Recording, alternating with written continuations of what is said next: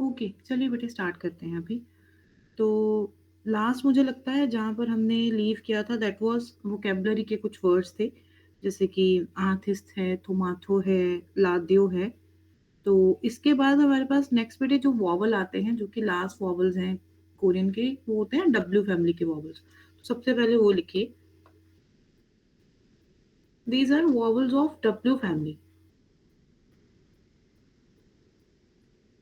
हिंदी में कहें तो व फैमिली। देखो हमारे पास हिंदी में जो व है वो कॉन्सोनेंट यानी कि व्यंजन की फॉर्म में होता है, बट कोरियन में जो व का साउंड है वो वॉवल की फॉर्म में है। ठीक है?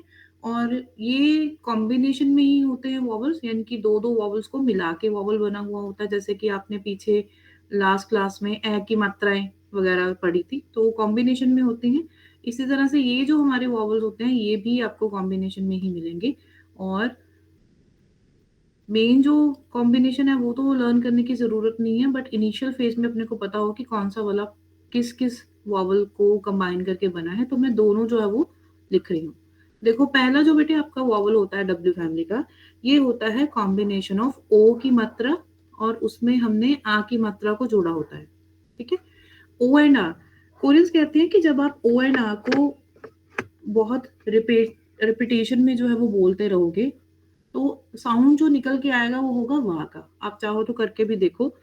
अगर मैं 5 से 10 बार वा, वा, वा, वा ऐसे बोलूँ तो बीच में वा का साउंड अपने आप से एक जनरेट हो जाता है।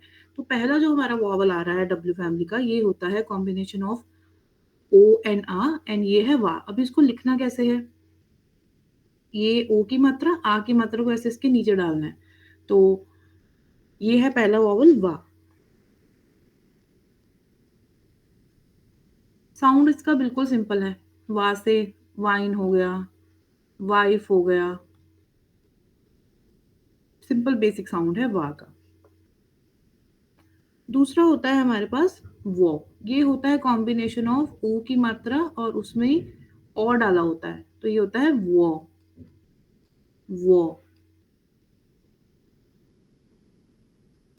एग्जाम्पल के लिए मैंने कहा वॉक, वॉक में जो वॉ का साउंड है, या फिर वॉन में जो वॉ का साउंड है वो इसका साउंड है सिंपल सा। ठीक है? फिर उसके बाद बेटे तीसरा जो वॉवल होता है ये होता है ओ की मात्रा के अंदर ए की मात्रा को अगर हम जोड़ देते हैं तो साउंड आता है वै। ये ओ, ये इसके साथ ए की मात्रा, साउंड आएगा इसका वै, वै। जैसे वेस्ट हम कहते हैं ना, वेस्ट, वेस्ट डायरेक्शन, तो वै का साउंड आता है। ठीक है? लिख लो।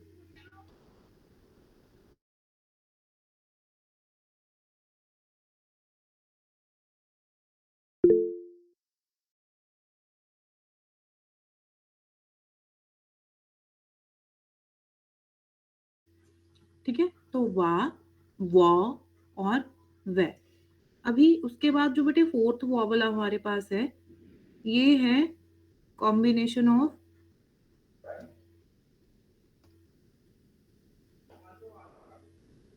ऊ और उसमें हमने ऐड किया है ए की मात्रा।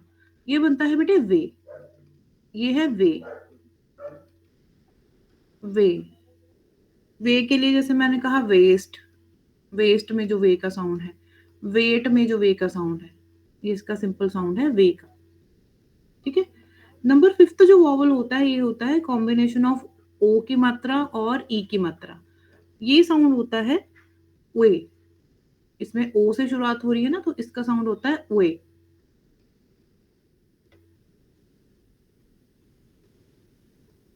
वे। जैसे हम अगर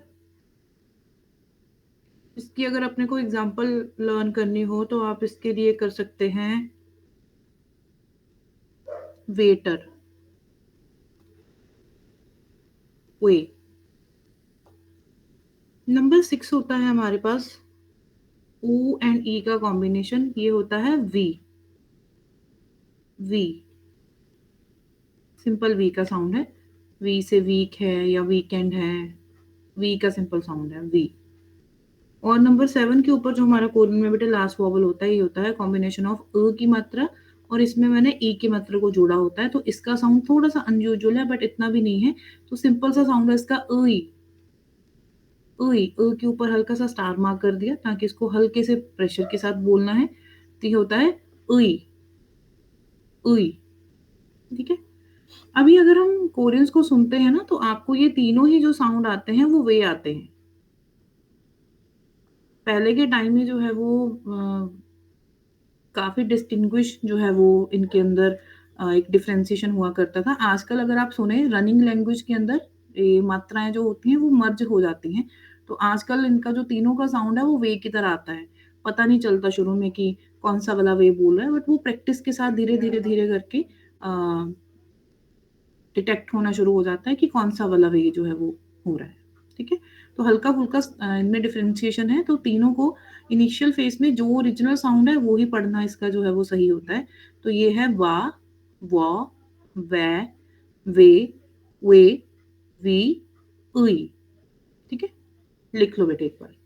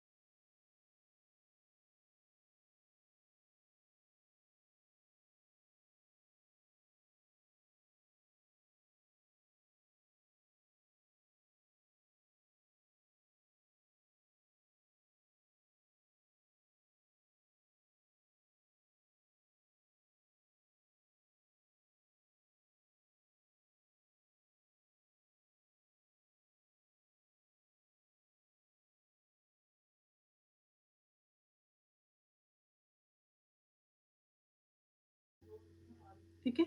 सो वा, Waugh, way, way, way, we और इ ये बेटे कोरियन के लास्ट वॉवल्स होते हैं। अभी वॉवल्स की अपने को प्रैक्टिस करनी है, तो मैं सभी वॉवल्स को एक जगह पर लिख रही हूँ, ठीक है? ताकि आपको उनको लर्न करना ईज़ी हो जाए। और जिस तरह से छोटी क्लासेस में अपने को बोल-बोल के मात्राओं को या बोल-बोल के कॉन्स्टेंट्स को लर्न करना होता है, यहाँ पर भी क्योंकि आपका इनिशियल लेवल है, तो उसी तरह से याद करेंगे तो जल्दी याद हो जाएँगे। तो सबसे पहले हमारे पास होते हैं सिंपल फैमिली के वॉवल्स। सिंपल फैमिली में कौन-कौन सा होता है? आ की मात्रा, की मात्रा, ई की मात्रा, देन वी हैव ऊ, फिर ओ होता है, उसके बाद होता है ठीक है? आ, औ, ई, ऊ, ओ और थोड़े से हल्के से प्रेशर के साथ एक तो सिंपल कहते हैं ऐसा।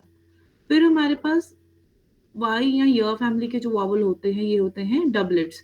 आ का डबल या, का डबल यौ, ई का डबल ई नहीं होता, ऊ का डबल यू, यू, ओ का डबल यो, का डबल यू जो है वो नहीं एग्जिस्ट करता, ठीक? फिर उसके बाद हमारे पास बेटे होते हैं ए फैमिली के वॉवल्स, ये भी 4 हैं। एक है हमारे पास ए की मात्रा, एक है सिंपल ए की मात्रा, एक ए का ही डबल होता है ये, एक बेटे ए का डबल होता है ये, ठीक है? और अभी जो हमने लास्ट देखी डब्ल्यू फैमिली के वॉवल्स ये कौन-कौन से होते हैं? वा, Waugh, way, way, way, we और उई, ठीक है? ये हमारे कोरियन के वॉवल्स हैं। इसके बाद आपको कोई और नया वॉवल्स नहीं होएगा कोरियन में, ठीक है? इसको 5-4 बार प्रैक्टिस करके देखोगे ना, लर्न हो जाएँगे आपको। एक बार आपको मात्राएँ लर्न हो गई, कॉन्सोनेंट्स की शेप लर्न हो गई, उसके बाद फिर आपको वोकैब के जो वर्ड्स हैं, वो धीरे-धीरे पढ़ने में भी ईज़ी हो जाएँगे और उनको फिर लर्न करना भी ईज़ी हो जाएगा। ये भी लिख लो साथ में।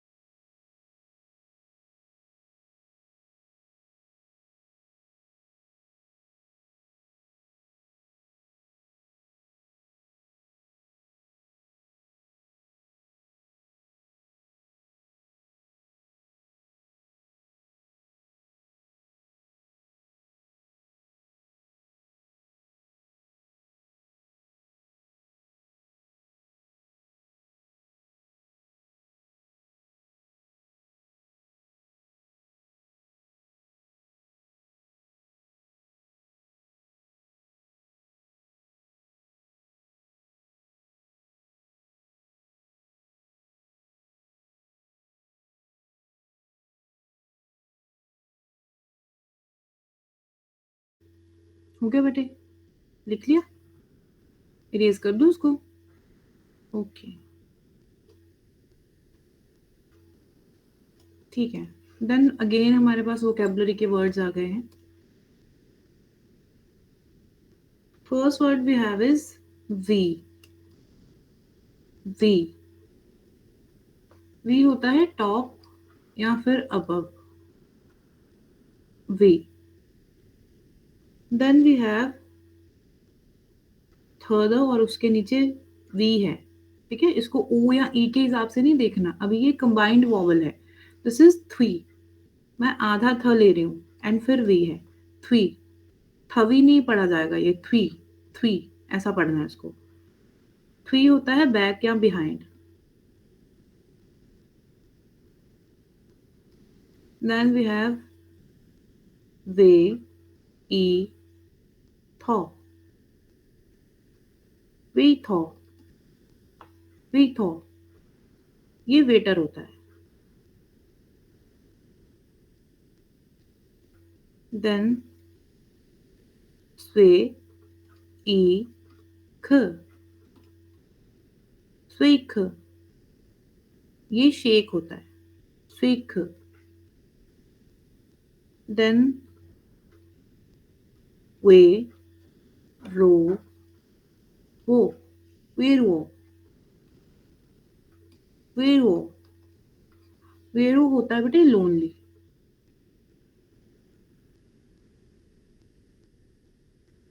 थे, जी। थे, जी। थे, जी। थे, जी पिक को बोला जाता है। थे, जी।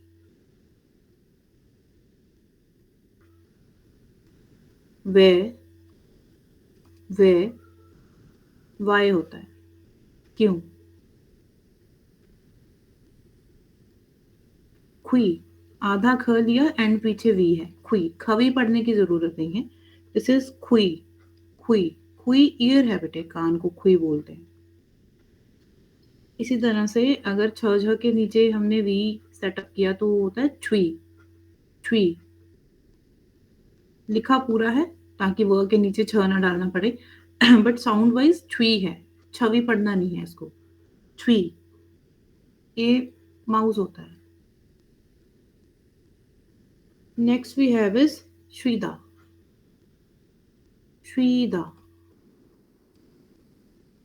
श्रीदा। श्रीदा होता है टू रेस्ट। श्रीदा। देन वे, ऊ, दा। वेउदा। वेउदा। वेउदा होता है मेमोराइज करना किसी चीज को। This is to memorise. वेदा। देन थ, व, य। थवयो। थवयो।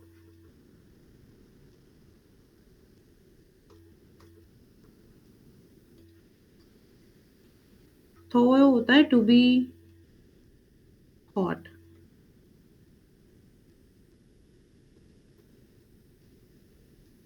थो, वा, यो। थोवायो। थोवायो होता है टू हेल्प समवन। आपने सुना होगा, छेपल थोआ छुसे हो, इस तरह से डायलॉग्स में आता है। उसका मतलब होता है please help me. Then we have छू, वो, यो। छुओयो। छुओयो, इसका मतलब होता है टू बी कोल्ड, ठंड होना। देन ह के नीचे वैसा। वैसा। वैसा। वैसा होती है बेटी कंपनी। वैसा। और सा, गुआ। सागुआ। सागुआ। सागुआ एप्पल होता है। ठीक है, इतना लिखो पहले फिर और लिखते हैं।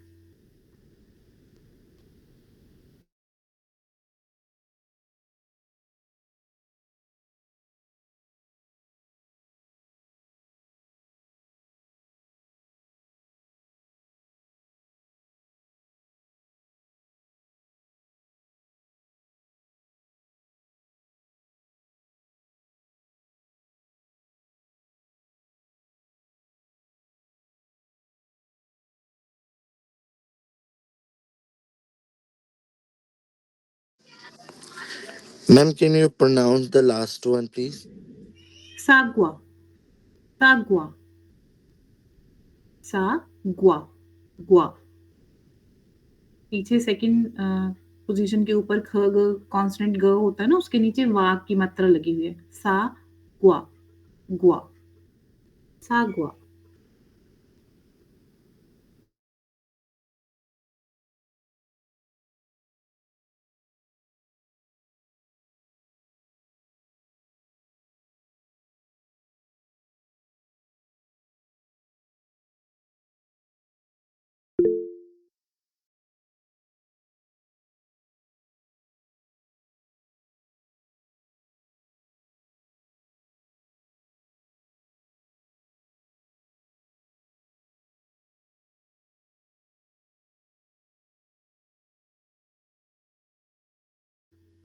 ठीक है। अच्छा, उसके बाद देखिए ख्वा। अभी देखो शुरू में यही वर्ड है तो वो ख का साउंड है, ख्वा, ख्वाजा, ख्वाजा। जैसे हम कहते हैं ख्वाहिश, तो जो ख्वाहिश में जो ख्वा का साउंड है वो साउंड है ख्वा, ख्वाजा। ख्वाजा होता है स्नैक।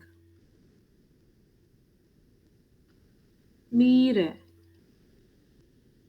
मीर है, मीर है होता है फ्यूचर। पूरी, पूरी, पूरी होता है आज, हमारा।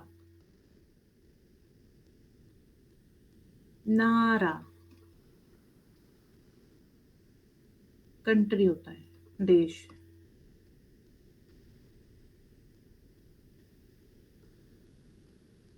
नामू, नामू होता है ट्री। और यही अगर मात्रा चेंज कर देंगे नौमू हो जाएगा, नौमू हो जाएगा वेरी मच। जैसे हम कहें किसी को नौमू खामसामिदा, उसका मतलब है बहुत बहुत शुक्रिया।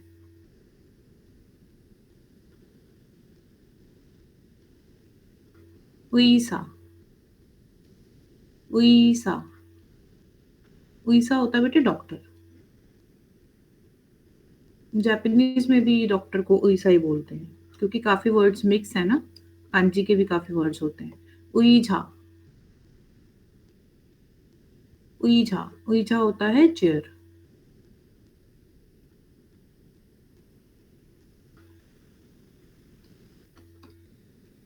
यूरी, यूरी, यूरी ग्लास होता है। कोरिया में बहुत ज़्यादा ग्लास का काम है। ये जितने भी हम स्पेक्स यूज़ करते हैं उसके फ्रेम्स हो गए, या फिर ये जो इसके ग्लासेस होते हैं बीच में, स्पेशली जो प्लास्टिक बेस्ड ग्लासेस होते हैं, ये मेजॉरिटी में जो है वो कोरिया ही से आते हैं। योरी, योरी, योरी होता है कुक करना। योरीसा, योरीसा होता है कुक करने वाला, शेफ।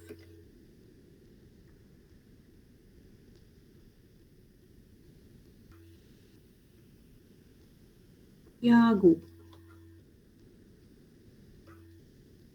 यागू बेसबॉल होती है।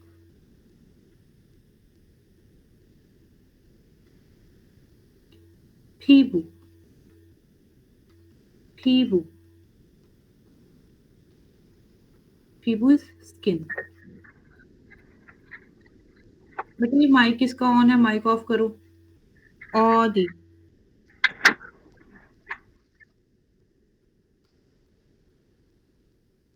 औदी,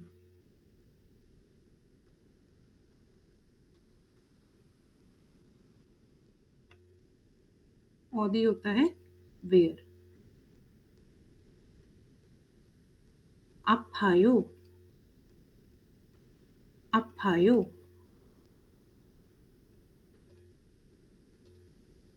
अपायो होता है हर्ट होना या सिक होना। तो अगर हमें पूछना हो कि भाई तुम्हें कहाँ पर चोट लग गई, औदी अपायो, कहाँ पर चोट लग गई। येगी, येगी, येगी होती है स्टोरी। से, से होता है बर्ड, पक्षी।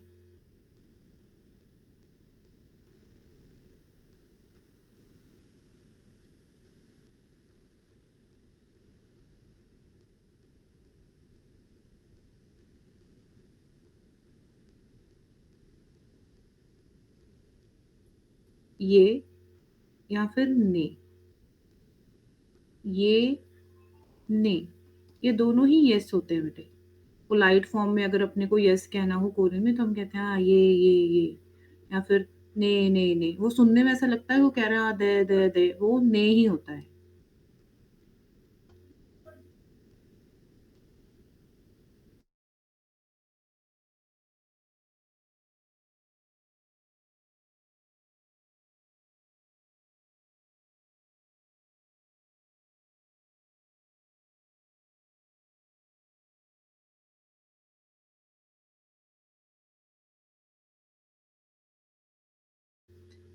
अगला वर्ड है बेटे मौरी।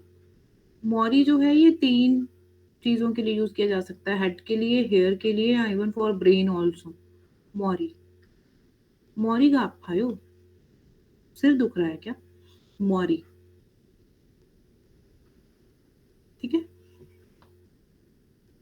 लिख लो, ये मैं आपके एक बार ग्रुप में डाल दूँ, फिर वर्बली भी देख लेंगे इसको।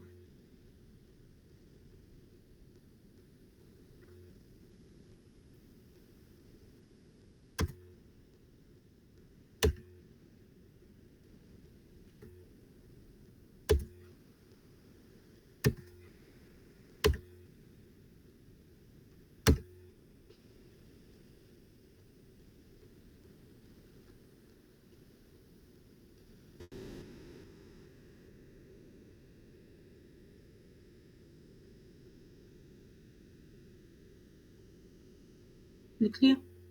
ठीक है। सदाम सर आप अभी समझ लीजिए, आपने लेट ज्वाइन किया है, बाद में अपने नोट्स कंप्लीट कर लीजिएगा। शीट्स मैं साथ के साथ भेज रही हूँ, बट कंप्लीट कर दीजिएगा, अदरवाइज फिर जो चीज़ें हैं वो फिर डिफ़िकल्ट हो जाती हैं। अनलेस और अनटिल आप लिखेंगे नहीं खुद से, देन जो है वो फिर मुश्किल ही लगेगा। ओके, चलो। पहला बेटे वर्ड है हमारे पास वी, ठीक है? वी। फिर है थ्वी, थ्वी, थवी नहीं पढ़ना है इसको, इतना ज़ोर से नहीं बोला जाएगा। थ्वी, थ्वी, ऐसे पढ़ना है।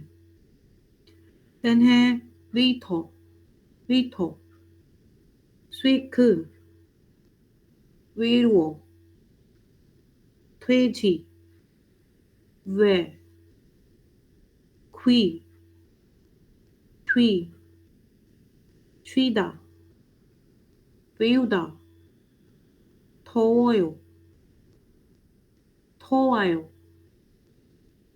추워요, 회사, 사과, 과자, 미래, 우리, 나라, 나무, 너무, 의사, 의자, 요리, 요리, 요리사, 야구, 피부, 어디, 아파요, 얘기, 새, ये, ने, मौरी, ठीक है? लास्ट में इसका वर्बल प्रैक्टिस देखेंगे।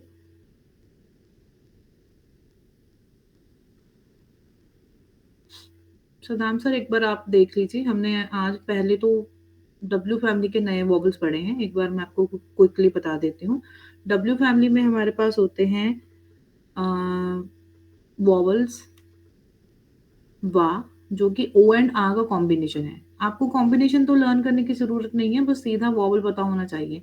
वा, देन वो, उसके बाद वे, वे, वे, वी,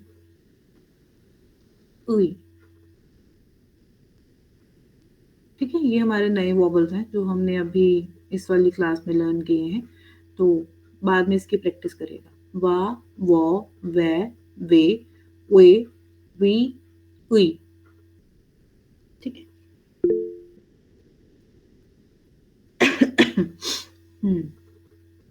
ओके।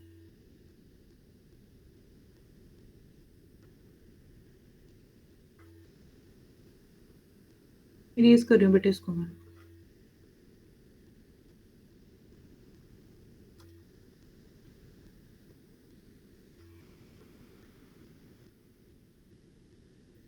नेक्स्ट बेटे एक हम टेबल बना रहे हैं, ये है कॉन्सोनेंट्स।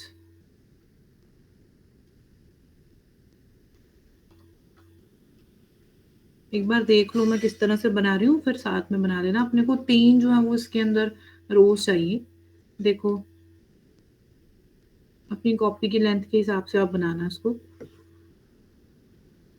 ज़्यादा बड़ा टेबल नहीं है, पर बहुत इंपॉर्टेंट है।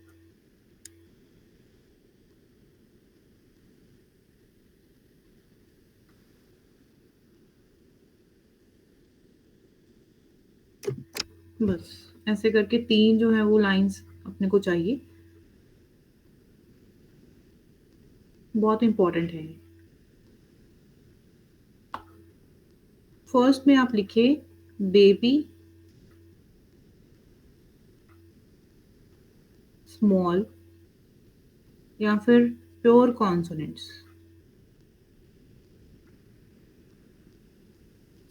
इसको कहीं कहीं जगह पर इनिशियल कॉन्सोनेंट्स भी कह देते हैं क्योंकि ये सबसे बेसिक होते हैं।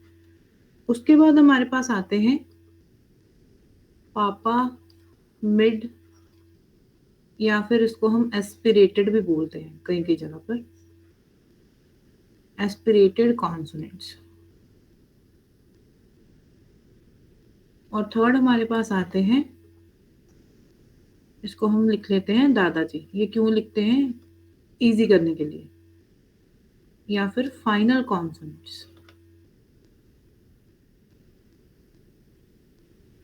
ठीक है, इस तरह से आप बना लो पहले तो।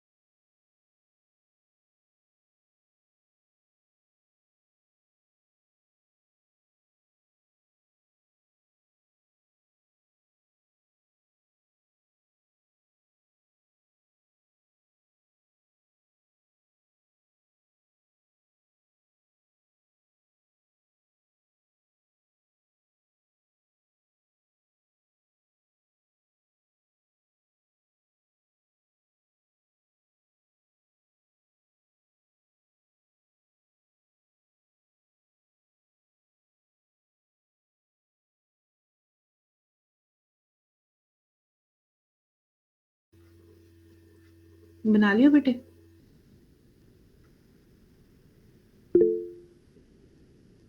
अनमोल आपका हो गया? ओके, ठीक है। अभी फर्स्ट हमारे पास होते हैं बेबी कॉन्स्टेंट। देखो बेटे, ये बेबी कॉन्स्टेंट हम इनको इसीलिए बोलते हैं क्योंकि ये छोटे होते हैं और साथ में पोजिशनल होते हैं। पोजिशनल का मतलब क्या, कि आगे, मिड में, लास्ट में अपनी प्रोनाउंसिएशन जो है वो चेंज करते रहते हैं। तो जिस तरह से बच्चे भागते रहते हैं इधर से उधर, इसी तरह से ये जो हमारे बेबी कॉन्स्टेंट्स होते हैं ये क्या करते हैं, टोन चेंज करते हैं। तो चेंजेस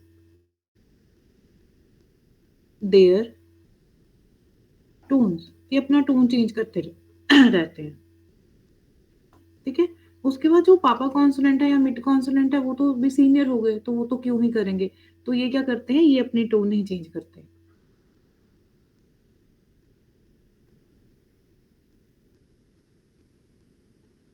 और फिर दादाजी तो और ज्यादा सुपीरियर हो गए, वो भी क्यों ही करेंगे, तो ये भी नहीं करते।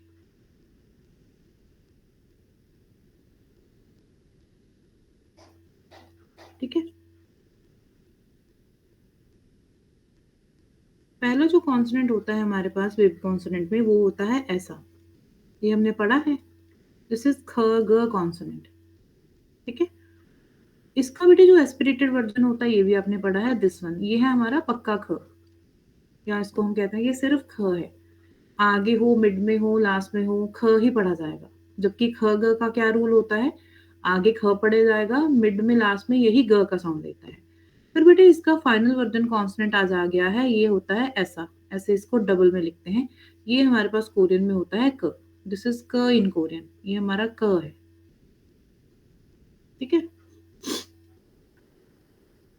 उसके बाद हमारे पास नंबर सेकंड के ऊपर जो कॉन्सोनेंट होता है वो ऐसा है हमारा, दिस इज थ द कॉन्सोनेंट, ये हमने पढ़ा, थ एंड द कॉन्सोनेंट, है ना। फिर इसका जो एस्पिरेटेड वर्जन होता है वो ऐसा दिखता है, जैसे ई बना दिया हो हमने इंग्लिश में, ये होता है पक्का थ कॉन्सोनेंट, क्योंकि आगे मिड में लास्ट में थ ही रहता है। इनका बेटा जो फाइनल कॉन्सोनेंट होता है वो ऐसा दिखाई देता है, ये होता है हमारे पास त कॉन्सोनेंट, दिस इज त इन कोरियन, ये त है हमारा। फिर नंबर थर्ड के ऊपर जो हमारे पास कॉन्सोनेंट होता है वो होता है ये वाला, ये आपने पढ़ा है, दिस इज छ झ, शुरू में छ होगा, मिड लास्ट में झ होता है। इसका जो फाइनल जो इसका एस्पिरेटेड कॉन्सोनेंट होता है उसकी निशानी ये है कि उसके ऊपर या तो डॉट लगी रहनी चाहिए या फिर हल्की सी लाइन हो, ये होता है हमारा पक्का छ कॉन्सोनेंट, जो कि हमेशा छ ही पढ़ा जाता है। अगर हम इसको डबल कर दें तो बेटे ये हमारे पास कोरियन में आता है च कॉन्सोनेंट, ये हमारा च होता है। नेक्स्ट हमारे पास आ जाता है ये वाला कॉन्सोनेंट, दिस इज फ ब, ये फ ब है, इसका एस्पिरेटेड वर्जन होता है ये वाला फ, ये भी हमने पढ़ा। फिर इसका आता है फाइनल वर्जन, अभी इसको फाइनल को दो तरह से लिखा जाता है, या तो हम ऐसे लिखें डबल करके, ठीक है, ये भी ठीक है, या फिर क्या है कि जब हम रनिंग कोरियन लिखने लगते हैं तो ऐसा डबल बनाना थोड़ा सा मुश्किल लगता है, तो ऐसे हम इसको इकट्ठा भी बना सकते हैं, जैसे एक विंडो की तरह इसको इकट्ठा भी बनाया जाता है, ये होता है बेटे कोरियन में प, दिस इज प इन कोरियन। ठीक है, और उसके बाद हमारे पास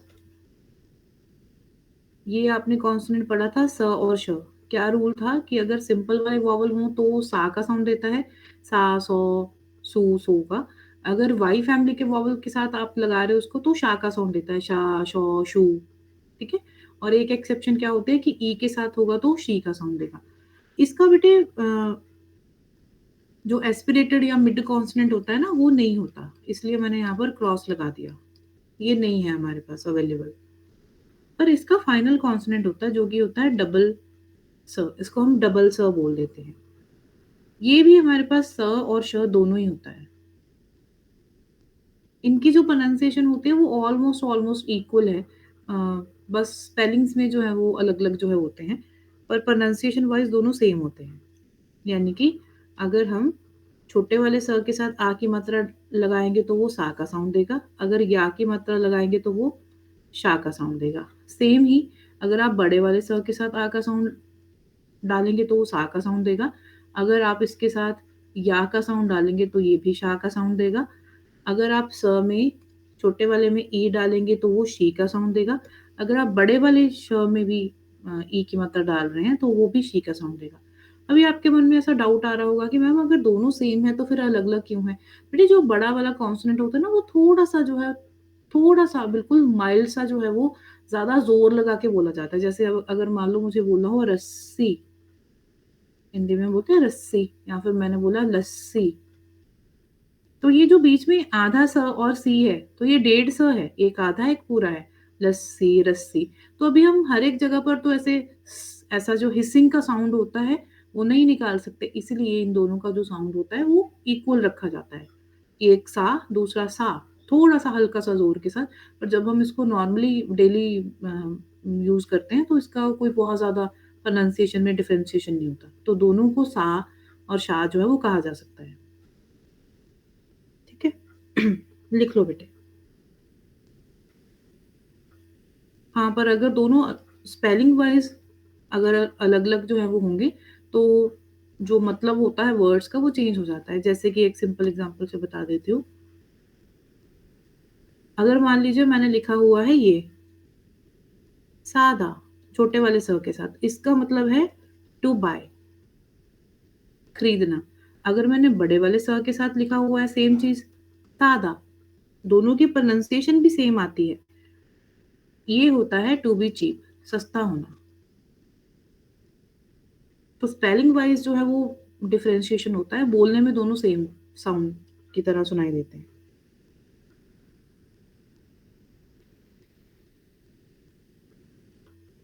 ये बहुत ही इम्पोर्टेंट चार्ट है, इसको आपको मार्क करके रखना है, आपको आगे भी काम आएगा।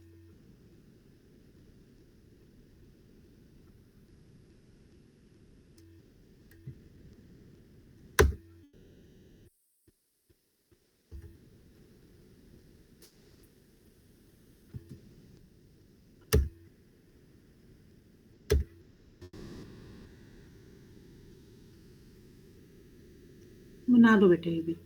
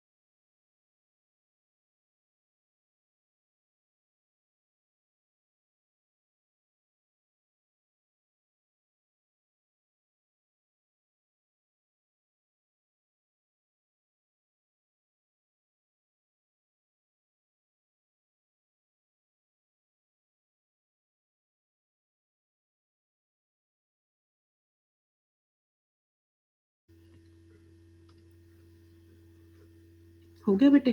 इरेज़ कर दूँ? डन? ठीक है।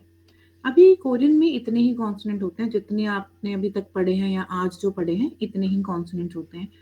अभी मसला ये है कि हम इसको लर्न कैसे करें, ठीक है? तो इसके लिए हमारे पास 2 अप्रोचेज़ जो हैं वो फ़ॉलो किए जाते हैं। आपको इसको लिखने की ज़रूरत नहीं है, ये जस्ट मैं आपको समझाने के लिए बता रही हूँ। देखो बेटे, एक जो होती है, एक होती है हमारे पास नेटिव अप्रोच, एक होती है रोमनाइज़ेशन।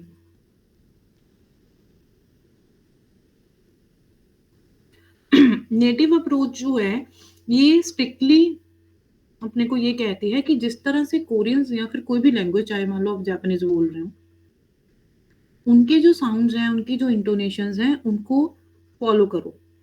तो नेटिव अप्रोच तो अपने को कहती है कि बिल्कुल ही कोरियंस की तरह जो है वो आपका हर एक जो चीज़ है वो चले, और हम ज़्यादातर इसी के ऊपर जो है वो फ़ोकस करते हैं, बिकॉज़ हम नहीं चाहते कि हम जो कोरियन बोलें, वो ऐसा लगे कि ये तो बड़ा आउट ऑफ द बॉक्स सा लग रहा है, रोबोटिक लग रही है। रोमनाइज़ेशन जो होती है, ये एक्चुअल में इंटरनेशनल जो स्टूडेंट्स होते हैं ना, उनके लिए बनाई जाती है। स्पेशली जो नेटिव इंग्लिश स्पीकर्स हैं, जैसे अमेरिकन है मान लो कोई, या फिर कोई कनेडियन है जो सिर्फ़ इंग्लिश लैंग्वेज को जानते हैं। उनको जो पढ़ने वाले बच्चे हैं या फिर जो स्टूडेंट्स हैं, वो इनके कोरियंस के जो साउंड्स हैं, उनके साथ फ़ैमिलियर नहीं हैं। क्योंकि अभी-अभी हमने देखा, हमारे पास कॉन्सोनेंट में चा है, चा साउंड है ना? तो इंग्लिश में तो चा साउंड होता नहीं है। चा साउंड है क्या इंग्लिश के अल्फ़ाबेट्स में? अगर अपने को चार्ली भी लिखना है तो आपको सी में एच डालना पड़ेगा, तब साउंड आता है चा का, चर्च, चार्ली। पर अगर आप हिंदी की बात करो तो हिंदी में तो चा साउंड है। तो जो रोमनाइज़ेशन होती है वो यहाँ पर हमारे इंडियंस के लिए फ़ेल हो जाती है। ये है नेटिव इंग्लिश स्पीकर्स के लिए, और हमें इसकी कोई ख़ास ज़रूरत पड़ती नहीं है, ठीक है? अभी जैसे मान लीजिए मुझे आपको कोरियन के कॉन्सोनेंट्स को लर्न करवाना हो, जो स्टैंडर्ड फ़ॉर्मूला है वो ऐसा होगा, आपने माइट बी सुना भी होगा। यही अप्रोच होती है, अगर आप इंस्टाग्राम के ऊपर कोई एजुकेशनल कंटेंट भी देखते हो तो उसमें होता है ऐसे, रिदमिक फॉर्म में होता है, खाना था र मा फा सा, ऐसे करके जो है वो लर्न करवाया जाता है। इसमें कोई बुराई नहीं है, पर इसमें क्या है, इसमें कन्फ्यूज़न होने के जो है वो बहुत सारे चांसेस रहते हैं। ठीक है? क्यों? जैसे अभी शुरू-शुरू में ख और न जो है वो बिल्कुल एक-दूसरे के अगल-बगल में आ रहे हैं, तो कभी-कभी ये कन्फ्यूज़ कर देते हैं कि ये वाला न था कि ये वाला ख था। ये बहुत बार होता है। कई बार लिखते वक़्त भी हम जो है वो हमसे गलती हो जाती है, चाहे अपने को कितनी भी अच्छी तरह से जो है कॉन्फिडेंट आएँ। तो हम इसीलिए ये वाली जो अप्रोच है इसको अवॉइड करते हैं और हम अप्रोच जो है करते हैं नेटिव वाली, ताकि हमारे जो साउंड्स हैं वो भी बिल्कुल नेटिव्स की तरह लगे और उनकी जो प्रोनंसिएशन या इंटोनेशंस हैं वो भी हमें बिल्कुल एग्ज़ैक्टली वैसे ही समझ में आए जैसे कि होती हैं। ठीक है? तो इसलिए हम ये रोमनाइज़ेशन नहीं फ़ॉलो करते। अभी हम करेंगे क्या फ़ॉलो, वो चीज़ देखो। ये जस्ट समझाने के लिए था, इसको लिखने की ज़रूरत नहीं है। क्योंकि बेटे हमेशा ये मैं इस चीज़ के ऊपर ज़ोर भी डालती हूँ कि जो एशियन लैंग्वेजेज़ हैं, उनका इंग्लिश लैंग्वेज के साथ कोई लिंक है ही नहीं है, तो हम क्यों उसके ऊपर टाइम वेस्ट करें कि पहले इंग्लिश टू कोरियन करो, इंग्लिश टू हिंदी करो, फिर हिंदी टू उसका कोरियन ट्रांसलेशन करो। तो इसलिए अपने को बीच का जो वे है अगर पता है, तो हम उसी को फ़ॉलो करेंगे। ये है असेंबलिंग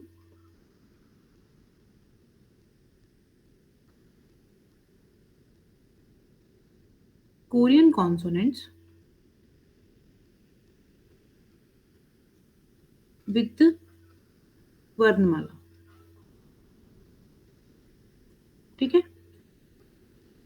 ये आपको किताबों में नहीं मिलेगा बिकॉज़ ये मेरा सेल्फ मेड तरीका है कॉन्सोनेंट बच्चों को पढ़ाने का और ये चीज़ बनाते-बनाते मुझे जो है वो बहुत साल लग गए। इसके लिए सबसे पहले हम वर्णमाला लिखेंगे। क से शुरू करेंगे। क, ख, ग, घ और अंग, ठीक है? आपकी कॉपीज़ में लाइनें होंगी तो एटलीस्ट 1 या 2 लाइन छोड़ देना, फिर लिखना।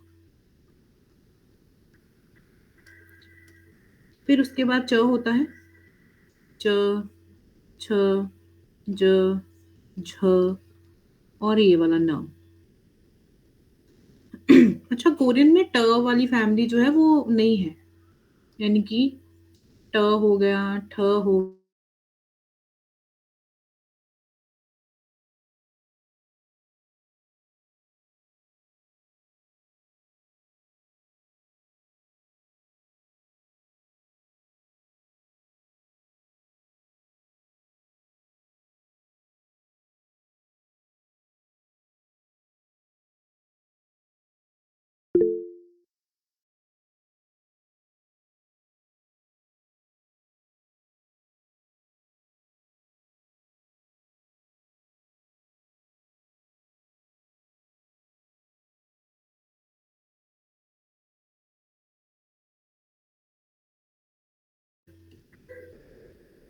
श, स, ह, ज्ञान वाला ज्ञ और कश, साक्षर या साक्षी वाला, ठीक है? लिख लो एक बार।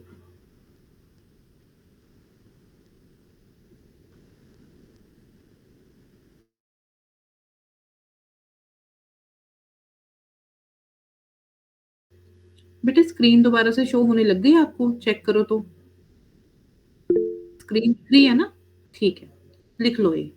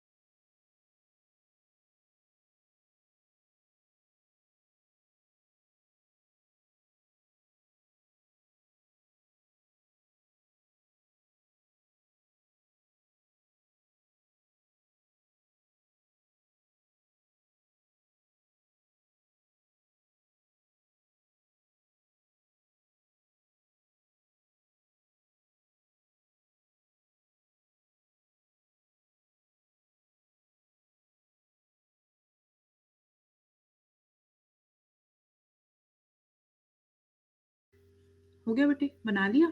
अभी देखो, अभी अभी हमने फाइनल कांस्टेंट यानी कि दादाजी कांस्टेंट भी देख लिए हैं, मिड वर्जन भी देख लिए और छोटे तो पहले से ही देखते आ रहे हैं। तो देखो, अपने को असेंबलिंग करनी है, तो नीचे नीचे मैं जो है वो कोरियन के कॉन्सोनेंट्स लिख रही हूँ। क अपने पास कोरियन में है, तो क के नीचे क लिख दिया। ख भी है और ख ग भी है, ठीक है। और घ जो है कोरियन में बेटे नहीं होता। अंग, ये अंग है, ये ड नहीं है, ठीक है। अंग हमारे पास होता है, ये वाला। फिर च भी है, छ भी है, छ और झ है, तो इसलिए मैं इसको थोड़ा सा मिड में लिख रही हूँ। ये वाला जो न होता है ये तो नहीं होता। फिर त है, थ भी है, थ द कॉन्सोनेंट भी होता है, ध नहीं होता पर न होता है, ठीक। फिर प है, फ भी है, फ ब कॉन्सोनेंट भी है, भ नहीं होता कोरियन में, म होता है। फिर य जो है वो कॉन्सोनेंट की फॉर्म में तो नहीं है, वॉवल के फॉर्म में है, या है डायरेक्टली। र और ल के लिए हमारे पास कोरियन में क्या है कि शुरू में ल पढ़ा जाता है, मिड में और जो मिड में और लास्ट में र हो जाता है, तो हमारे से उल्टा है। वह हमारे पास फिर से अभी अभी हमने देखा वॉवल की फॉर्म में डायरेक्टली वाह है। अच्छा, अभी देखो बेटे, हमारी जो लैंग्वेजेस हैं इसमें पुरानी होने की वजह से साउंड जो है वो बहुत ज़्यादा रिफाइन है। तो हमारे यहाँ पर तो अगर आप देखो छ के ही कितनी फॉर्म है, देखो हमारे पास छ छतरी वाला भी है, श शौर्य वाला भी है, ऋषि वाला श भी है, ऊपर से एक जो साक्षी में क श का साउंड है वो भी है। तो देखो श के ही 4 फॉर्म्स हैं हमारे पास। कोरियंस जो है वो अभी इतने डेवलप नहीं है कि इतने साउंड जो है वो लें। तो अगर हम एक ही श कंसीडर करते हैं तो इसको हम कट कर देते हैं, ये वाला श मान लेते हैं। छोटा वाला स में या और बड़े वाले स में अगर या का साउंड मिलाएँगे तो वो क्या बनता है? शा। और स के लिए सिंपल वाले स के साथ और जो बड़ा स है उसके साथ भी अगर आ की मात्रा लगाएँगे तो वो बन जाएगा सा। ठीक है? ये सा है। फिर ह है, ह भी है जो कि अपने ही ह का एक स्ट्रक्चरल फॉर्म है। ये जो ज्ञान वाला ग है अभी ये तो बहुत ही कॉम्प्लिकेटेड साउंड है उनके लिए, अभी ये नहीं है उनके पास। और ये भी नहीं है, श वाला श जो होता है ना, ये भी नहीं। तो ये हमारे पास कोरियन में कॉन्सोनेंट्स हैं। इतने ही कॉन्सोनेंट अवेलेबल हैं और हमने उनको वर्णमाला के हिसाब से अरेंज कर दिया। ठीक है? क्योंकि वर्णमाला हम बचपन से पढ़ते आ रहे हैं, क, ख, ग हमें याद है। इस तरीके से आपको इनको लर्न करना जो है वो ईज़ी हो जाएगा। इंस्टेड ऑफ कि आप रट्टा मारें, थ, न, र, प, म, स इसके ऊपर डायरेक्टली जो वर्णमाला है उसके हिसाब से अरेंज करके आप उसको आराम से पढ़ सकते हो। ठीक है? एक बार इतना बनाओ।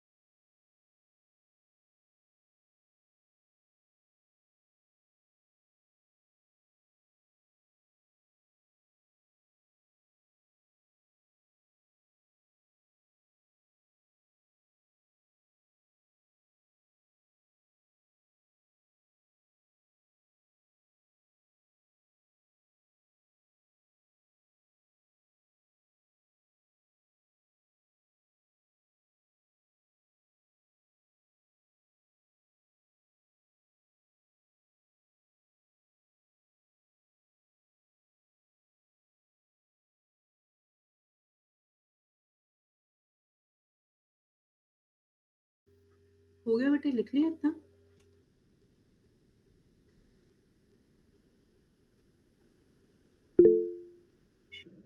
ठीक है। अच्छा, अभी एक और इम्पोर्टेंट चीज़ जो है इसमें देखने वाली है।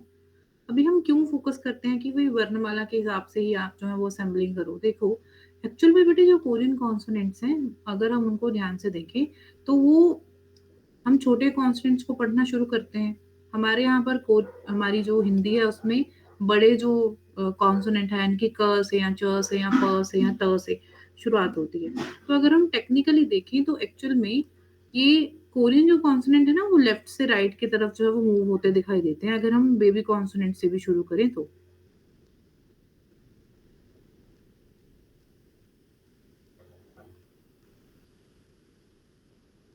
तो इसीलिए ये जो है इम्पोर्टेंट हो जाता है इनको पढ़ना।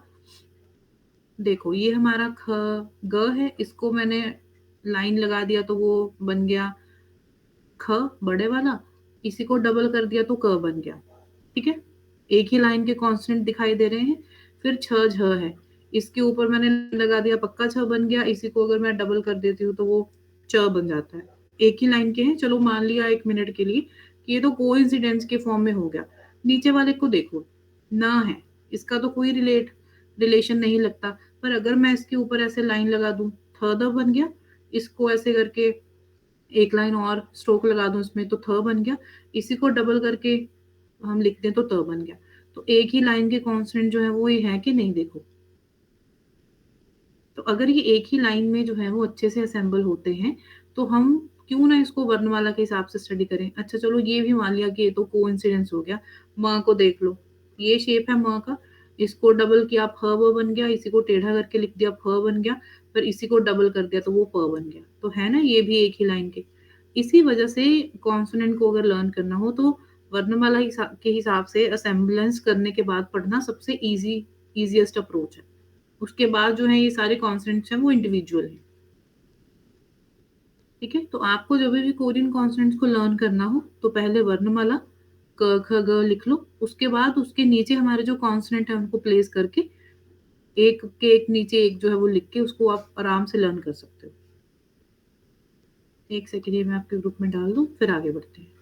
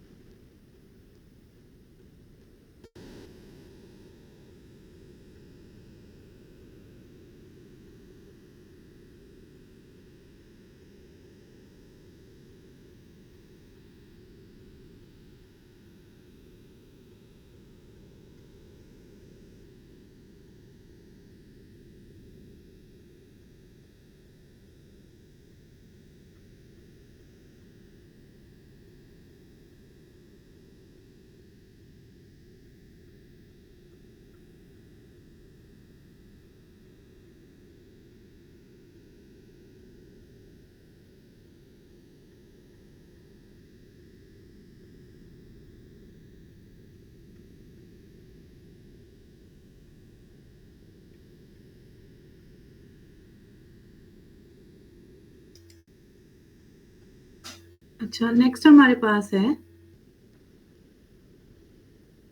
अभी कोरियन कॉन्सोनेंट्स तो समझ लिया। इनकी शेप जो है वो किस तरह से आई है या ओरिजिनेशन क्या है इनका, वो भी बेटे देखो।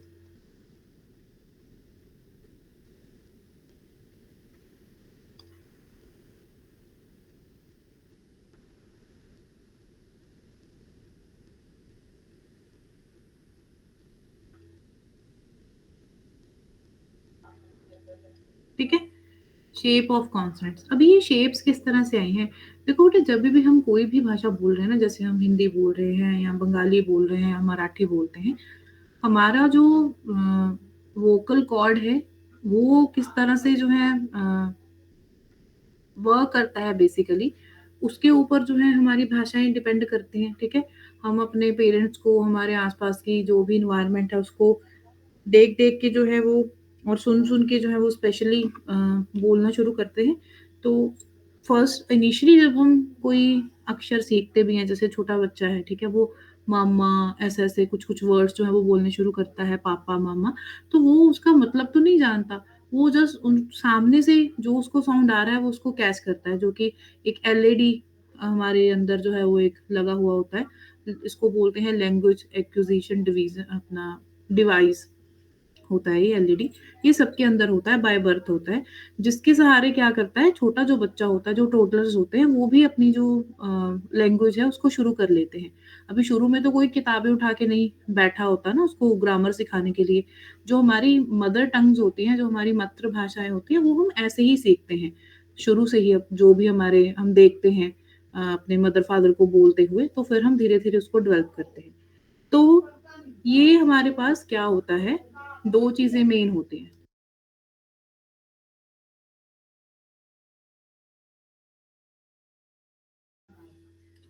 तो इसके अंदर 2 चीज़ें जो हैं वो मेनली वर्क करती हैं। एक होता है जो आपके वोकल कॉर्ड्स हैं। दूसरा होता है कि एयर जो आप इन्हेल करते हो वो किस तरह से जो है वो कौन-कौन से ऑर्गन के साथ जो है वो मिल के अंदर जाती है। ठीक है? इसका भी बहुत बड़ा रोल है। तो ये जो हमारी कोरियन बेटे कॉन्स्टेंट होते हैं ना, ये 2 मेजर चीज़ें जिसके ऊपर डिपेंड होते हैं, वो एक तो होता है जो आपकी एयर का पासेज है, वो किस तरह का है। दूसरा होता है कि आपके जो वोकल कॉर्ड्स हैं, वो कौन-कौन सा वर्क कर रहा है, किस-किस का काम जो है वो अ, काम में आ रहा है, वो कौन-कौन सा यूज़ में आ रहा है, इसी के ऊपर इनकी जो शेप्स हैं, वो बेस्ड होती हैं। तो इसीलिए इनको हम 5 तरीके से जो है वो डिवाइड करते हैं। पहले हमारे पास आते हैं वेलर्स।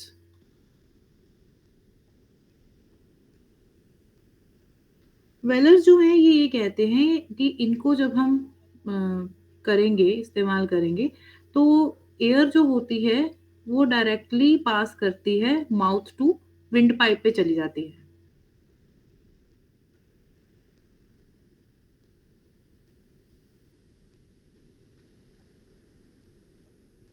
Mouth to windpipe. Windpipe समझते हैं? श्वास नली जो होती है ना हमारी, जिसको ट्रैकिया भी बोलते हैं साइंस की लैंग्वेज में, तो विंड पाइप, ठीक है? इसके अंदर बेटा जो हमारे पास कॉन्सोनेंट्स आते हैं ये होते हैं क फैमिली वाले।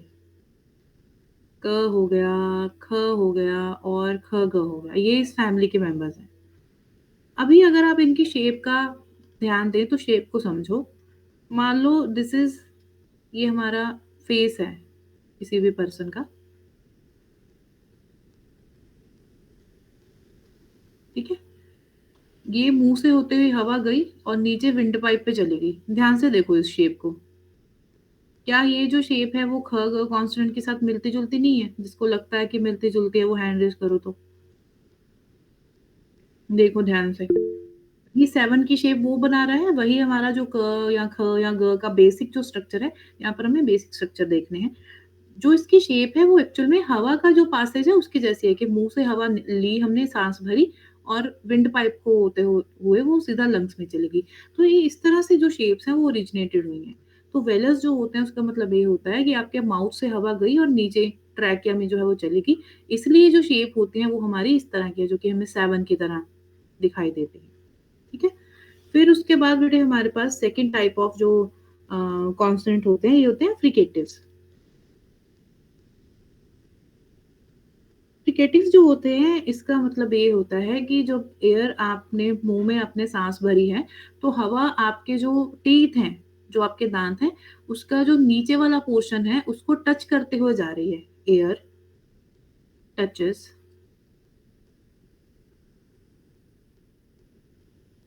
Sharp ends of teeth. आपके जो दाँत है ना, उसका जो नीचे वाला हिस्सा जिससे आप जो चबाने के लिए मेन जो ज़रूरी हिस्सा है, ठीक है? मान लो ये आपका दाँत है, दिस इज़ ये आपका दाँत है। ये जो इसका ये वाला पोर्शन है, ये वाला बीच वाला, ये तो कोई काम नहीं ना करता। एक्चुअल में चबा क्या चीज़ रही है, जो नीचे ये जो चीज़ है, ये जो शार्प एंड्स हैं, वही चबाने का काम करते हैं। तो sharp ends of the teeth को एयर जो है वो टच करके निकलती है, इसको हम कहते हैं फ्रिकेटिव्स। होपफुली आपको समझ में आ गया होगा। अभी इसके अंदर कौन सी फैमिली जो है वो इंक्लूडेड है, इसमें हमारे पास बेटे स छोटा और स जो बड़ा है ये इसके अंदर इंक्लूडेड है। ठीक है, आजकल के टाइम में तो हम तेज लिखते हैं कोरियन को, और वैसे भी जैसे जैसे लैंग्वेज आगे बढ़ती रहती है उसमें एडवांसनेस होती रहती है। आजकल तो स जो है वो इस तरह से लिखा जाता है। आपको याद होगा मैंने आपको बताया था कि ये जो इनके साउंड्स होते हैं, कई इनकी ऐसी शेप्स होती हैं जो कि बुकिश होती हैं, जिसको कि हम नॉर्मली नहीं यूज करते। जैसे कि पहले की अगर हम टाइम की बात करें तो इनको इस तरह से मतलब कि इस तरह से इसको लिखा जाता था। अभी भी अगर कोई आप कभी हिस्टोरिकल कोई जगह विजिट करोगे ना, या फिर अगर कोई आप पुरानी किताब देखेंगे तो आपको ये इस तरह से दिखाई देगी। ठीक है, तो एक्चुअल में ये जो स या फिर बड़ा स हमने इस पुराने फॉर्म के हिसाब से बनाया है, तो एक्चुअल में उन्होंने क्या दिखाया हुआ है, उन्होंने ये दिखाया हुआ है कि ये जो दांत हैं इनके जो शार्प एंड्स हैं उसको हवा जो है वो टच करके निकल रही है। ये sharp ends of the teeth दिखाए हुए हैं उन्होंने, इसलिए इनकी जो शेप्स होते हैं वो इस तरह से होते हैं। मान लो ये आपका मुंह है, ये आपके ऊपर वाले दांत हैं, तो हवा जो है वो इस ये जो नीचे वाला ये जो है, जो शार्प एंड्स ऑफ द आपके टीथ होते हैं उसको क्रॉस करके जो है वो जाती है। इसीलिए जब हम स या श बोलते हैं, कभी ध्यान से नोट करना, जब आप स या श बोलते हैं ना आपको ऐसा लगेगा कि जो आपके दांत है उसके ऊपर हल्की सी ठंडक महसूस हो रही है, वो एक्चुअल में हवा उनके साथ लग के जाती है। स श ये बहुत ही ध्यान से, बहुत ही बारीकी से जब हम चीज़ें नोट करते हैं, स्पेशली ये एक पूरा साउंड के ऊपर जो है पूरा का पूरा एक जो है वो किताब है, स्पेशली अगर हम हमारी भाषाओं की बात करें, पूरे के पूरे ग्रंथ लिखे हुए हैं इसके ऊपर, साउंड के शास्त्र के ऊपर पूरी-पूरी किताबें हैं जो कि बताते हैं कि किस तरह से हम जब किसी अक्षर को बोलते हैं तो क्या-क्या हरकतें जो हैं वो हमारे गले के अंदर जो वोकल कॉर्ड्स होता है जिसको हम हिंदी में बोलते हैं स्वर तंत्री, ये इंक्लूडेड हैं। और साथ में आपका जो फेशियल ऑर्गन्स है वो कौन-कौन सा किस-किस साउंड के अंदर काम कर रहा है, एक्टिव है। तो ये शार्प टीथ्स ही जो हैं ये स की तरह जो है वो होते हैं, इसीलिए स और बड़े वाले स का जो साउंड अपनी जो शेप है वो इस तरह की है। फिर बेटे नंबर 3 के ऊपर हमारे पास आते हैं पैलेटल्स। पैलेटल्स जो है इसका मतलब होता है कि जब एयर पास कर रही है तो वो टीथ को तो छू रही है, पर उसके ऊपर जो गम्स होते हैं, इनकी जो मसूड़े होते हैं, उसको भी टच करके जाती है। Air touches teeth plus gums, जो आपके मसूड़े हैं उसको भी टच करके निकलेगी।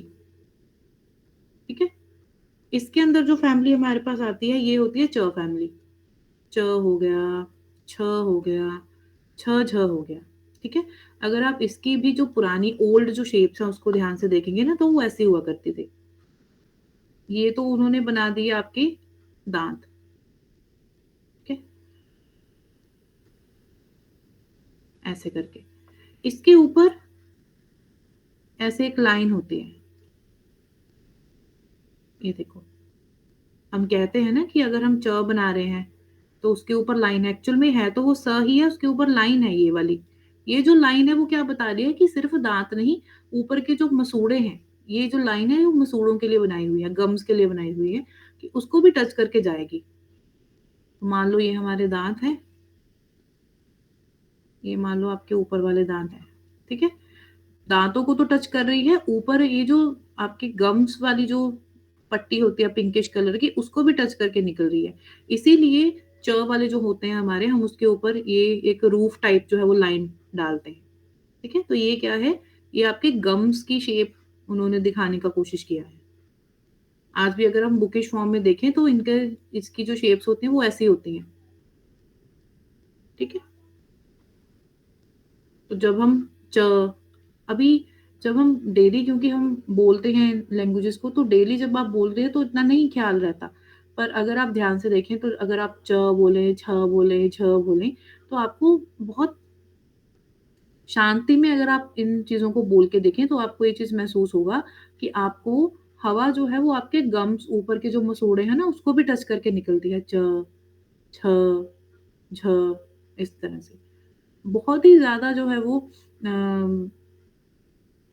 क्या कह सकते हैं कंसंट्रेशन से जो कि आजकल के टाइम में बड़ा मुश्किल है कंसंट्रेशन को गेन करना अ, तब पता चलता है कि किस तरह से जब हम एक छोटा-सा भी वर्ड कोई बोलते हैं ना तो उसमें कितना एफर्ट लगता है हमारे बॉडी का, जो कि बहुत ही अम, कमाल की बात है कि किस तरह से आपकी बॉडी इतना जो डिफिकल्ट टास्क है उसको कर देती है और वो भी इतने सिंपल फॉर्म में। अच्छा, फिर उसके बाद अगले हमारे पास होते हैं कॉर्नल्स। कॉर्नल्स कॉर्नल्स जो होते हैं इसके अंदर क्या होता है कि जो आपकी टंग होती है ये अपर रूफ जो है आपकी मुंह के अंदर वाली उसको टच करती है। जहाँ पर आपका पीछे फिर तालू भी होता है ना, वहाँ पर जो ऊपर ऊपर का जो हमारे दाँतों के पीछे का ऊपर वाला पिंकिश पोर्शन होता है उसको टच करती है आपकी टंग। तो कॉर्नल्स में क्या होता है? टंग टचेस अपर रूफ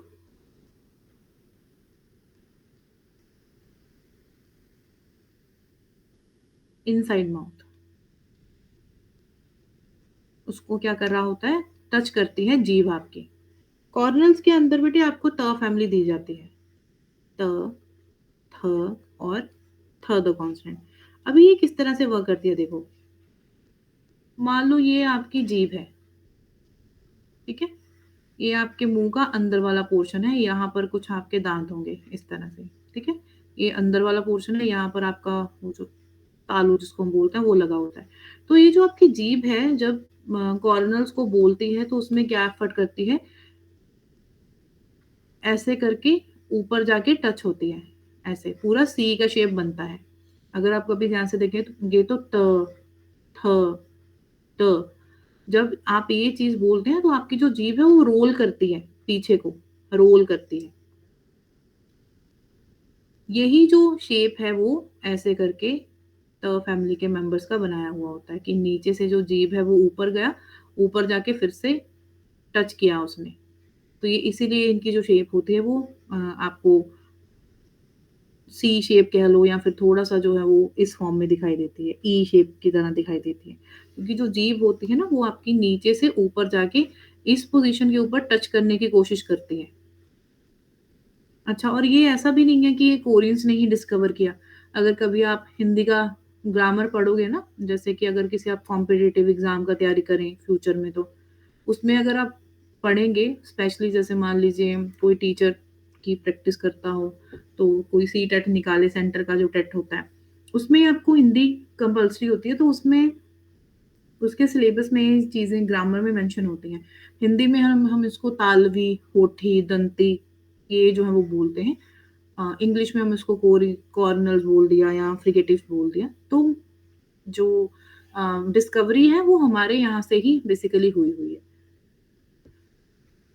तो ये टंग का ही एक्चुअल में शेप दिखाया है कि ये रोल कर रही है, पीछे की तरफ जाके लग रही है ऊपर स्पेशली जो रूफ है हमारी अंदर वाली, मुँह के अंदर वाली, इसलिए इनकी जो शेप है वो इस तरह से होती है। फिर बेटे नेक्स्ट जो हमारे पास आते हैं ये होते हैं बायलेबियल्स।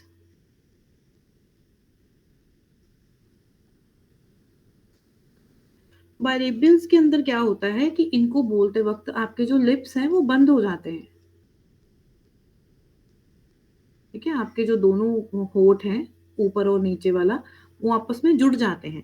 इसके अंदर हमारे पास आती है प फैमिली के मेंबर्स। प है, फ है, फ, ब है और म है। अगर आप ध्यान से इनको बोलने का कोशिश करोगे ना तो आपको ये चीज़ पता भी चलेगी कि एक्चुअल में प, ह, ब या म बोलते हुए आपके दोनों जो लिप्स हैं वो आपस में टकरा के जुड़ जाते हैं। तो जो लिप्स होते हैं वो हो जाते हैं क्लोज़, बंद हो जाते हैं। अभी प की हम एक ये वाली शेप भी डिस्कस करते हैं ना कि this is also a shape of प।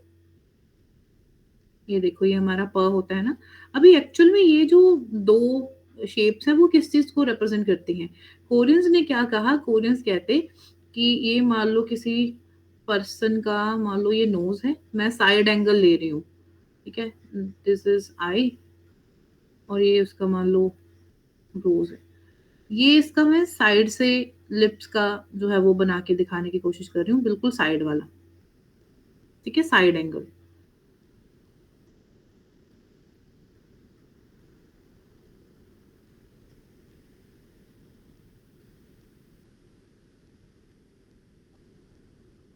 ठीक है, तो अगर आप इसको ध्यान से देखें और अगर मैं यही जो शेप है इसको मैं ऐसे कर दूं,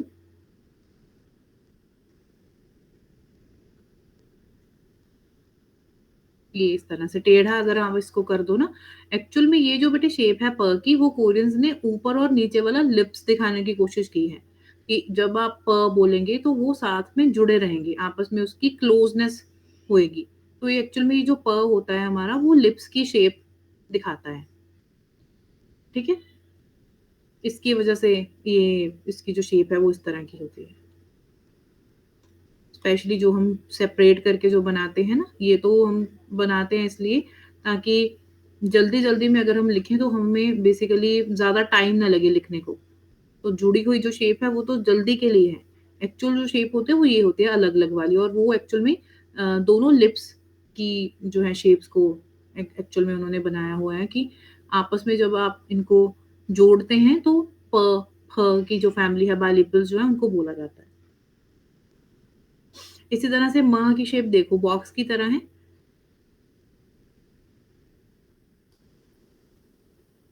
मान लो ये आपके ह्यूमन लिप्स है।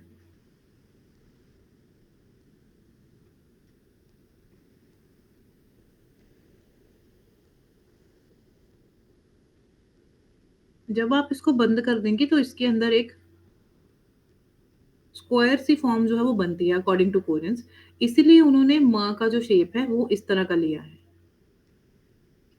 कि बंद है। जब हम म बोलते हैं तो आपके जो लिप्स होते हैं वो क्लोज हो जाते हैं, बंद हो जाते हैं। ठीक है, तो ये तो मेन हो गए। अच्छा, न तो जो है वो कोई भी पर्सन देख के बता देगा, n is equal to nose of a person. जब हम न बोलते हैं तो न नस्ल कॉन्सोनेंट है, नस्ल होता है, अनुनासिकी ध्वनियां बोला जाता है इसको हिंदी में, न। तो जब हम न बोलते हैं तो एक्चुअल में हवा जो होती है वो आपकी नाक से भी जो है वो क्रॉस करती है। इसी तरह से जो हमारा ये ल है, इसको बोला जाता है फ्लैप ऑफ द टंग। ल और र, फ्लैप ऑफ टंग, या फिर हम इसको बोलते हैं स्नेक शेप। इसमें क्या है ना, एक्चुअल में जब कोरियंस ल या र बोलते हैं तो वो क्या करते हैं, जो आपके ऊपर वाले बेटे दांत है ना उसके जो पीछे का जो हिस्सा है, जो बैक ऑफ द जो आपके अपर टीथ है, उस पे जो आपकी जीभ होती है वो जाके टच करती है। स्पेशली जब तो हम ल या र बोलते हैं हमारी जीभ इतनी ज्यादा टच नहीं करती, बट कोरियंस जब बोलते हैं ना तो वो ल र इस तरह से बोलते हैं, थोड़ा सा टच करवा के जोड़ देते हैं। एक्चुअल में ये जो ल की जो शेप है वो जीभ की ही सिचुएशन जो है उसको दिखा रही है कि आपकी जो जीभ है वो ऐसे करके ऊपर जाके यहाँ पर आपके जो दांत हैं, ये मान लो आपके दांत हैं, और ये आपकी जो जीभ है इस पोजीशन पर जाके जो है वो टच कर रही है यहाँ पर। स्नेक की जैसी शेप बनती है ना, ऐसे उल्टा इसकी तरह, इसीलिए इसको स्नेक शेप भी बोला जाता है या फिर flap of the tongue. Flap का मतलब होता है ट्विस्ट करके मुड़ जाना। तो ये आपकी टंग होती है, एक्चुअल में आपकी जीभ होती है। तो कोरियन जब बोलते हैं ल र, तो वो थोड़ा-सा जोड़ देते हैं पीछे वाले दाँतों के साथ।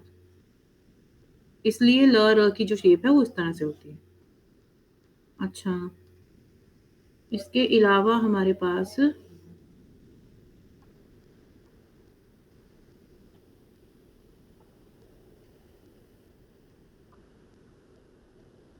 इसके अलावा बेटे हमारे पास एक अंग होता है, जिसकी शेप हम कहते हैं कि ज़ीरोथ की तरह होती है। एक हमारे पास होता है ह, जिसकी शेप होती है इस तरह से, है ना? अभी अंग या ह की जो शेप है वो किस तरह से डेवलप हुई है ये समझो। मान लो ये फेस है आपका और ये साथ में गर्दन भी है। ठीक है? तो कोरियंस ऐसा कहते हैं कि जब हम अंग बोलते हैं तो आपके मुंह में जब आप हवा अंदर भरते हैं, इनहेल करते हैं, तो वो एक सर्कल काट के ना फिर नीचे जाती है। तो एयर का जो पासेज है वो इस तरह का होता है, इसलिए अंग का जो शेप है वो आपको राउंड जीरो की तरह दिखता है कि वो एयर ही जो है वो गोल होके नीचे जाती है। और अगर आप ह को देखें,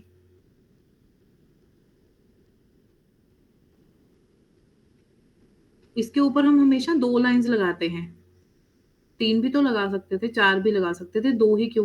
क्योंकि एक्चुअल में कोरियंस ऐसा मानते हैं कि जब आप ह बोल के हवा भरते हैं आपके मुंह के अंदर, तो वो डबल जो है वो चक्कर लगा के फिर नीचे जाती है। तो वो डबल चक्कर निकालती है, इसीलिए उसके ऊपर 2 लाइन्स हैं। अगर 3 काटती होती तो 3 होती, 4 होती, 5 होती। तो जो चक्कर है वो लगाती है। इसलिए ह के ऊपर 2 जो लाइन्स होती हैं वो दिखाई जाती हैं। और ये अंग है। ये होता है सिंगल राउंड निकालना, ये है 2 राउंड। ठीक है? इसलिए इसकी जो शेप है वो इस तरह की होती है।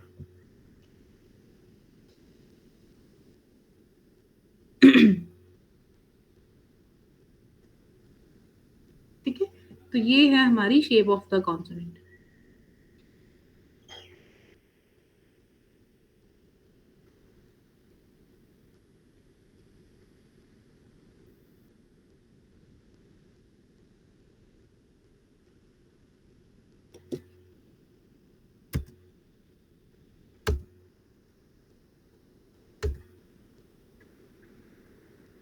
लिख लो, ये मैं आपके ग्रुप में डाल रही हूँ।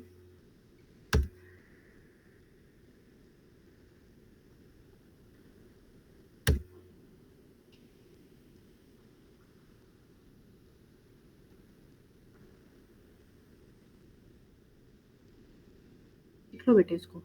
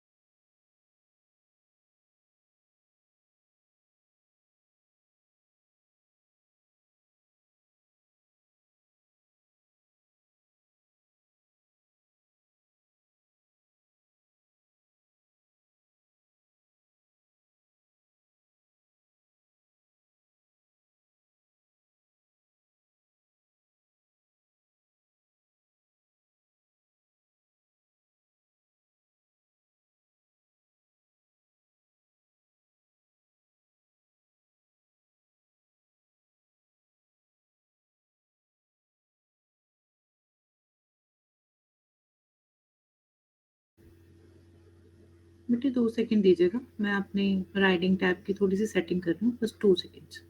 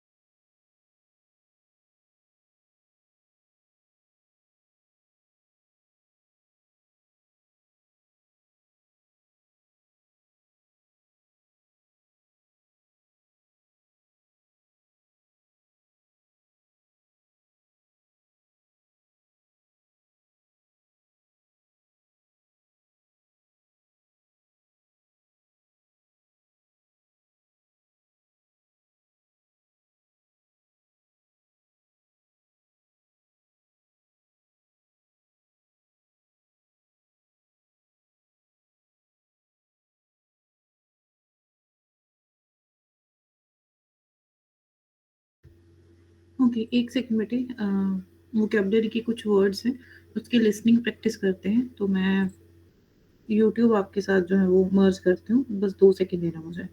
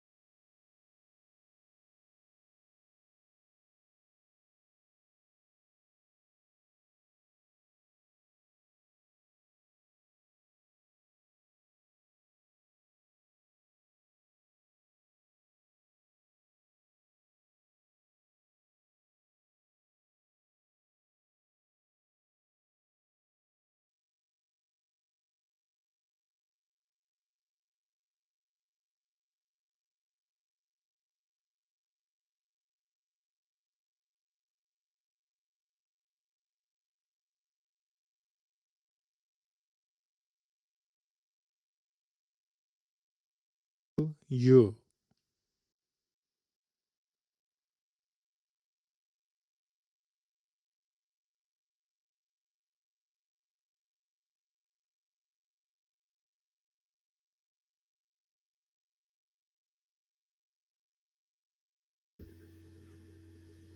बेटा एक बार चेक करना आपको वीडियो का जो आवाज़ है वो आ रहा है या नहीं आ रहा, ठीक है? बताना मुझे। हैंड रेज़ करके बता देना।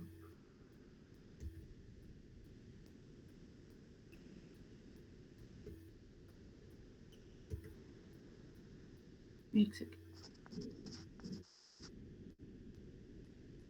आ रहा है बेटी आवाज़? To you. To you. सबको आवाज़ आ रही है? ठीक है, ओके। ये जितने भी वर्ड्स हैं, ये सारे बेसिक वर्ड्स हैं। बाद में इसकी जो वीडियो है, वो मैं आपको बाद में भेज दूँगी। पहले प्रोनंसिएशन जो है, वो सुनो, ठीक है? हम कह रहे हैं ना कि भई हम नेटिव कोरियन जो हैं उसकी जो अप्रोच है, उसको लेके चल रहे हैं, ना कि हम रोमनाइज़ेशन को लेके चल रहे हैं। तो प्रोनंसिएशन ध्यान से सुनो। ये जो नीचे इंग्लिश में वर्ड्स लिखे हुए हैं ना, जैसे कि आपको पहला ही दिख रहा है, वर्ड है थुयू। थुयू सोया मिल्क होता है या सो मिल्क होता है। अभी नीचे देखो डीयू-वायू लिखा हुआ है। अगर कोई ब्रिटिश या फिर कोई ऑस्ट्रेलियन या अमेरिकन को पढ़ना है, वो थ वर्ड नहीं यूज़ करेगा, वो उसको कहेगा डू यू, ठीक है? कहाँ तो मैंने बोला थू यू, कहाँ मैंने बोल दिया डू यू, बहुत फ़र्क है। तो रोमनाइज़ेशन जो होती है, वो उनके लिए बनती है जो अपने इंग्लिश स्पीकर्स हैं स्पेशली। हम क्योंकि जानते हैं हमारी वर्णमाला के हिसाब से हम जो एग्ज़ैक्ट जो प्रोनंसिएशन है, हमारे कॉन्सोनेंट्स का वो हम जानते हैं प्लस मात्राओं का ऑल्सो। उसके हिसाब से हम जो असली प्रोनंसिएशन है वो समझ सकते हैं। तो वो जो बोल रहा है वो उसकी नेटिव अप्रोच है, पर जो नीचे इंग्लिश में लिखा हुआ है वो रोमनाइज़ेशन होती है, तो दोनों में फ़र्क होता है। ठीक है? तो आप जो वो बोल रहा है उसके ऊपर फ़ोकस करना, ना कि जो नीचे लिखा हुआ है उसके ऊपर। अभी मैं वीडियो प्ले कर रही हूँ, बाद में इसका लिंक जो है वो आपको भेज दूँगी। चलो सुनते हैं क्या-क्या वर्ड्स हैं।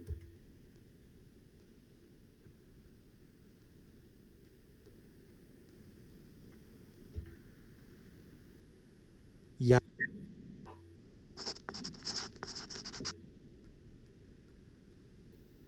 To you. To you. 야구. 야구. 무료. 무료. 허수아비. 허수아비.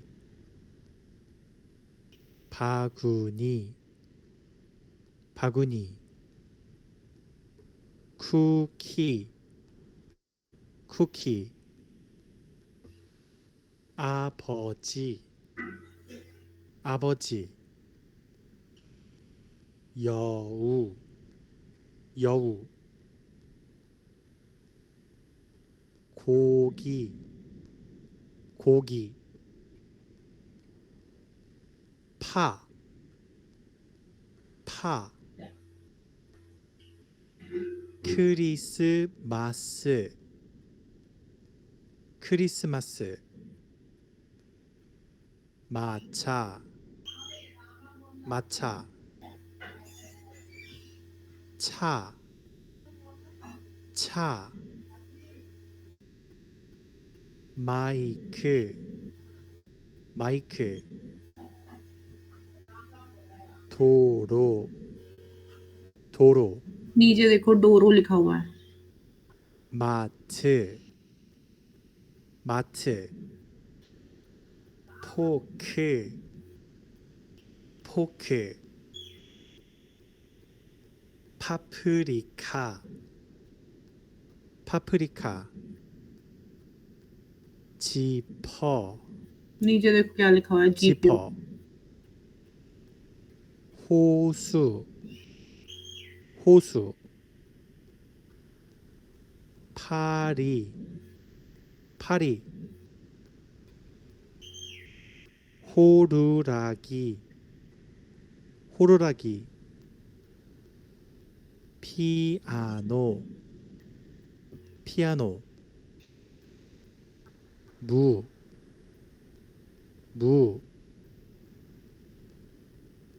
버스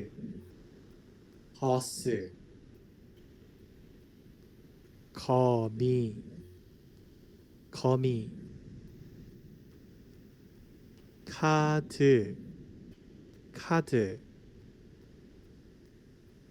포도 아프리카 이야기 기타 구두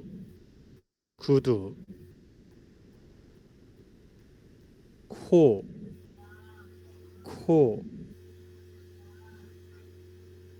나이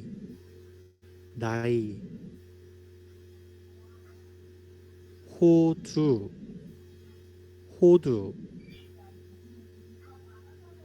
고추 코트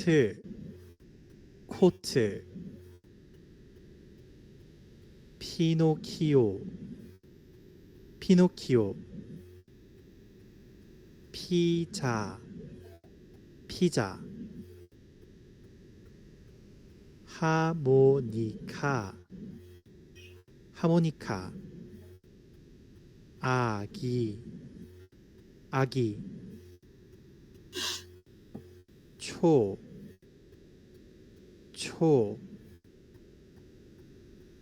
누나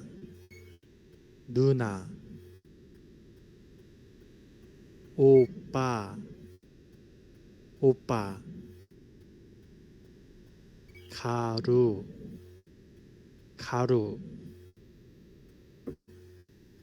유리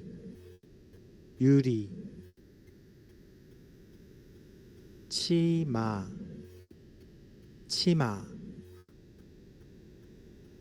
아이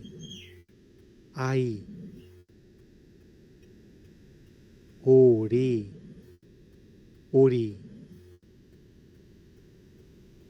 치즈